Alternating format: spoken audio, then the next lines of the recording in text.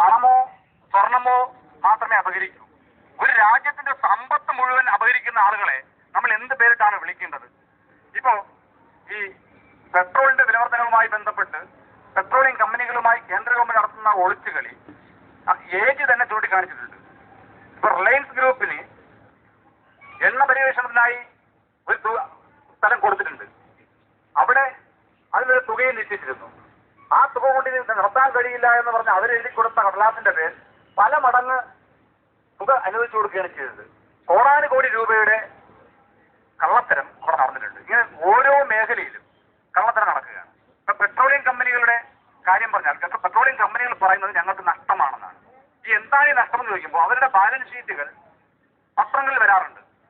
ഒരു പെട്രോളിയം കമ്പനിയും India government നിയന്ത്രിക്കുന്ന ഒരു പെട്രോളിയം കമ്പനിയും നഷ്ടത്തിലാണെന്ന് അവരുടെ ലാഭനഷ്ട കണക്കുകൾ സൂചിപ്പിക്കുന്നില്ല. പിന്നെ എന്താ പറയുന്നത്? അന്താരാഷ്ട്ര മാർക്കറ്റിൽ വില വർദ്ധിപ്പിക്കുമ്പോൾ താരതമ്യപ്പെടുത്തുമ്പോൾ ലാഭത്തിൽ വരുന്ന കുറവിനെയാണ് അവർ നഷ്ടം എന്ന് പറയുന്നത്. എന്നാൽ അന്താരാഷ്ട്ര ലെവലിൽ പെട്രോളിയം ഉൽപ്പന്നങ്ങളുടെ വില കുറയുകയാണ്. ഈ നമ്മുടെ തൊട്ടടുത്തുള്ള രാജ്യം, ദരിദ്ര രാജ്യമായ പാകിസ്ഥാനിലും ബംഗ്ലാദേശിലും ശ്രീലങ്കയിലും ഒക്കെ തന്നെ ഇന്ത്യയിലുള്ളതിനേക്കാൾ പെട്രോളിയം ഉൽപ്പന്നങ്ങളുടെ വില കുറവാണ്.